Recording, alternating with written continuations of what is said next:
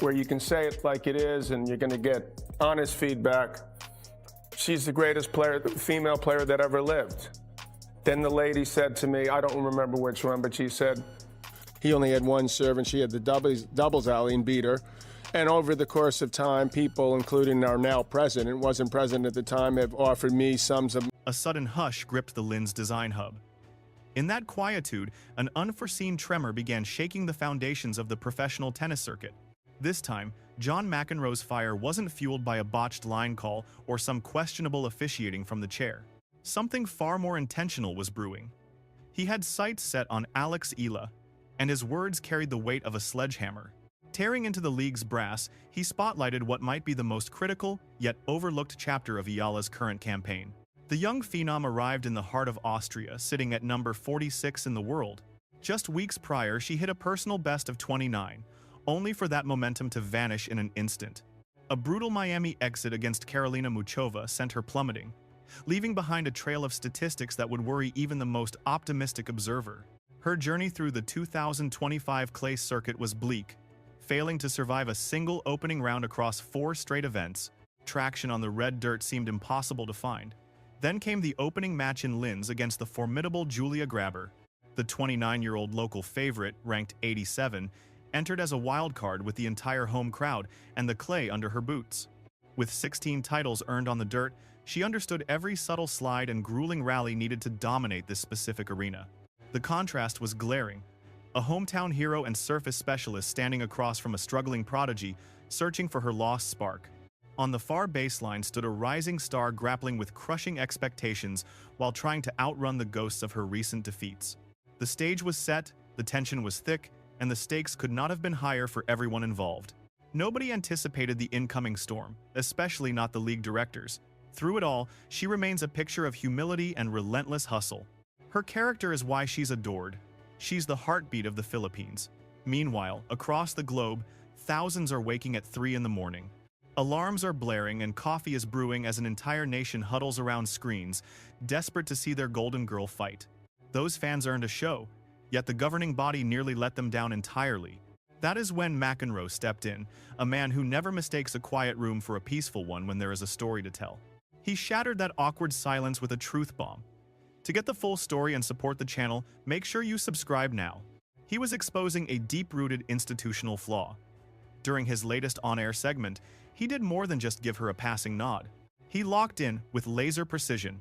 He called out the tennis hierarchy for turning a blind eye to how they failed to market a massive global draw like Eala. This was no random outburst.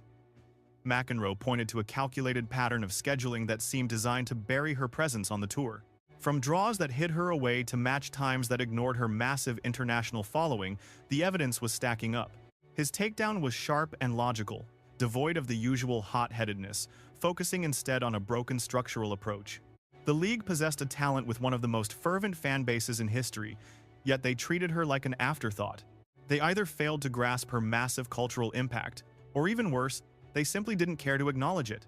Linz became the smoking gun. It is the perfect example because Julia Grabher is a nightmare to face on this specific surface. She is an experienced veteran of 29 years who has spent a decade perfecting the art of the long, painful clay court grind. Every slide, every defensive angle, and every moment of calculated patience is etched into her very DNA as a player. Countless hours of practice and match play were all building toward a high-stakes confrontation exactly like this one. Yet here was Eala, stepping into the lion's den with her own redemption story and the hopes of a whole country on her shoulders. While the league looked away, McEnroe saw the gravity of the moment that everyone else was choosing to ignore. The tennis world was about to learn that sidelining her was a costly error. Those 16 titles she won weren't earned on fast, hard courts. They were forged in the dirt through physical warfare, where spin and endurance are the only currencies that matter in a fight. This is the terrain where powerful serves meet their match, and aggressive baseline play requires absolute tactical perfection to survive. Julia Grabher had spent her entire professional life mastering those exact conditions to become a true clay court specialist.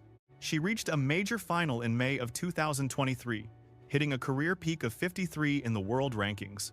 Her resume includes a Grand Slam win at the French Open, where she toppled Arantxa Rus before a tough second-round exit. After fighting back into the top 80 at the start of this year, she proved her current ranking of 87 is purely deceptive. That dip reflects a difficult 2026 season with a 3-8 record, plagued by minor health setbacks and early exits. The phrase "playing at home" carries a specific kind of power that cannot be underestimated in professional sports. This stadium is where she first debuted in 2019. The fans here know her journey and showed up specifically for her. Every single cheer and rhythmic clap from the stands was a choreographed effort to push their local star toward a definitive victory. Imagine the setting. She's standing on her favorite terrain, backed by a roaring home crowd, facing an opponent whose history on the dirt offered absolutely zero reason for concern. On the other side stood 20-year-old Eala, carrying a heavy burden of expectation that felt entirely different. The young athlete hadn't stepped foot on a competitive clay court since her appearance at Roland Garros the previous year. No lead-up events, no practice sets under pressure, and zero momentum on a surface that has always been her Achilles heel. She was tossed directly into a high-stakes 500-level opening round against a local dirt specialist who understood every bounce, every slide, and every demand of the local fans. This was far more than just a test of technical ability. This was a raw evaluation of her psychological steel and emotional control. It was a high-stakes duel reaching across the globe, with an entire international community watching her every move after a 2026 season spent exclusively on hard courts. Auckland, the Australian Open, the Philippine Women's Open, Abu Dhabi and Qatar, and Dubai, Indian Wells, then Miami. Every single point had been fought on fast surfaces that rewarded her southpaw aggression and sharp punishing angles. She had put in a week of hard labor at the Rafa Nadal Academy in Mallorca, even trading hits with Iga Swiatek, showing she took the transition seriously. But finding your rhythm in practice is a world away from the brutal reality of a live match. You can drill movements and slides until you're exhausted, but nothing mimics the suffocating tension of a tour-level grind. And by 2025, the data was undeniable. Eala failed to advance past the second round in every single clay tournament. She played a persistent struggle rather than a simple run of bad luck. Her only significant hardware, a 125 title, was secured on the rapid courts of Guadalajara. Her most explosive career highlights, from that deep run in Miami to the Eastbourne Final and the US Open, occurred on quick surfaces where her power shots land with maximum impact. Red clay, however, acts as the ultimate equalizer by killing speed, rewarding endless patience, and stretching rallies far beyond her usual comfort zone. It hands the advantage to defenders, giving them the extra time needed to reset, scramble, and eventually force her into mistakes. Her rival was a native of the dirt, a player forged in the grind who knew exactly how to weaponize that extra half second. Every tactical slide and heavy rotation of spin was calculated, making this a nightmare matchup that went far beyond the official rankings. While Eala's youthful energy suggested raw potential, the local favorite's mastery of the environment made her a lethal hunter on home soil. On the dirt, a massive upset was brewing, yet the tour officials scheduled it like it was just another forgettable Tuesday match. No primetime slot, no major broadcast push, zero indication that the tennis world should be paying close attention. They completely overlooked the fact that a truly historic moment was about to ignite on a quiet afternoon in Linz, Austria. To understand this, you have to look at the systemic way the tour has been handling or mishandling Alex's rise to stardom. This wasn't just a random scheduling mistake. It was part of a documented, recurring problem. Reports from early 2026 highlighted how Eala was constantly relegated to small courts at strange hours despite her massive global viewership numbers. This wasn't just noise from a loyal fan base. This was a serious critique coming from the heart of the tennis media. Major outlets were openly calling out the tour's refusal to highlight one of their most commercially explosive and watched young talents. Even during the championships in Dubai that same year, the initial court assignments were baffling to anyone following the sport. Eventually, the organizers caught on, placing Eala under the lights of center court against a top 10 rival on February 17th. The effect was instantaneous: a sold-out arena, an electric atmosphere, and a massive spike in television ratings. It was a crystal-clear demonstration of what happens when you finally put a star in the spotlight she has earned. Yet, by the time the tour reached Linz, that lesson had apparently been forgotten by the people making the decisions. John McEnroe's observation went deeper than just court assignments. It was a sharp critique of how the sport treats unique talent like hers. He pointed out that even legends like Mats Wilander have compared her directly to the great McEnroe himself.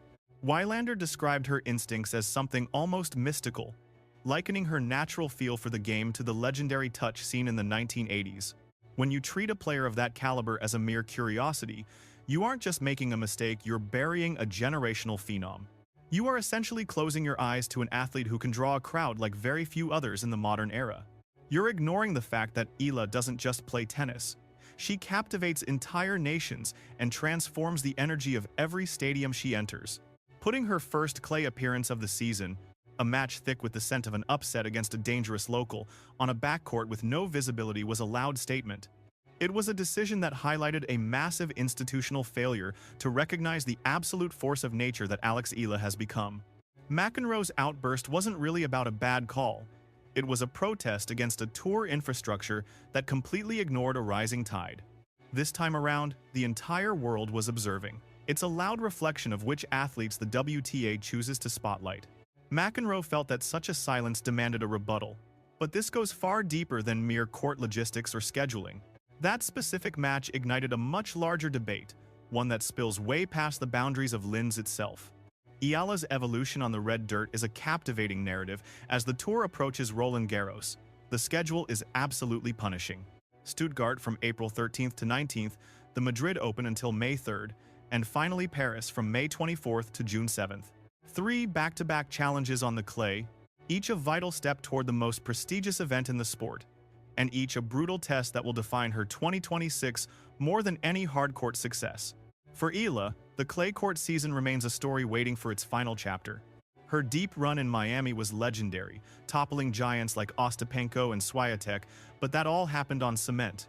The dirt demands a different set of skills. It requires grit, sliding, and tactical brilliance. Linz was meant to be the opening line of that new book. Instead of letting it be a headline event, the WTA used its power to bury the moment in the fine print. Standing across the net was Julia Grabher. 16 clay trophies, a decade of grinding in the dirt, and a home crowd ready to explode. Grabher was the perfect litmus test for Eala, the kind that reveals lingering flaws or proves her Mallorca training has finally paid off. This transcended a standard opening round encounter. It was essential viewing. A Grabher victory would have shaken the entire bracket, resetting the odds for Stuttgart, Madrid, and the road to Paris. If Eala triumphed, it would validate months of tireless preparation, show real growth on her toughest surface, and warn the world she's a legitimate threat on clay. For the young star, every single point was heavy with meaning. For the fans and the global audience, each rally made a point. This wasn't just about ranking points in Linz.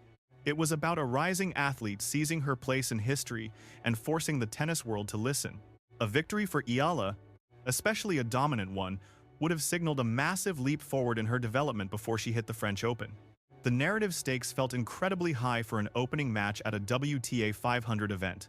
Yet, millions of fans eager to witness every second of this match were essentially locked out of the experience. Let's look at exactly who that audience is, because that's why McEnroe's anger carries so much weight.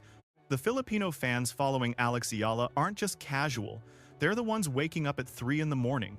They watch her play in time zones that defy any reasonable sleeping schedule because she is their hero. They're the same crowds that packed Manila's stadiums in January 2026, cheering as their wildcard reached the quarterfinals against Camila Osorio. These fans have seen her become the first woman from the Philippines to break the top 100, then the top 50, eventually hitting a career high of 29 in the world. A meteoric rise that an entire nation tracked, point by agonizing point. I think those intense rallies really tested me, but I'm thrilled I managed to pull through. Even the Times noted that Eala called the Manila tournament her year's peak. That's how deep the bond goes between her and her country. When the WTA sidelines one of her matches, especially one against a local hero on her toughest surface, it's not just a clerical error. They are essentially ignoring a massive fan base that has done everything to elevate tennis in a country where the sport was barely a conversation before Eala arrived. McEnroe got that. He spoke up. Now, we need to look at the part of the story that hasn't been fully explored yet. Regardless of how that match with Grabher actually ended, its very existence in the shadows exposes a painful truth about how the WTA fails to value its newest markets. Eala has evolved past being just another athlete on the tour. In the Philippines, she's a cultural icon, her impact on the national psyche rivaling that of Manny Pacquiao. Nike even dropped a custom shirt inspired by her own designs. She's the face of Milo, she fills arenas, and she trends globally, yet the WTA treats her like a footnote. Beyond question, Eala is a global sensation, backed by a tidal wave of devotion that is particularly fierce within the Filipino community. It is absurd to ask an established powerhouse who already generates massive interest to keep proving her own worth. McEnroe's sudden outburst actually highlights a much deeper problem, the jarring disconnect between her immense commercial and musical value and the cold, bureaucratic way the tour handles her.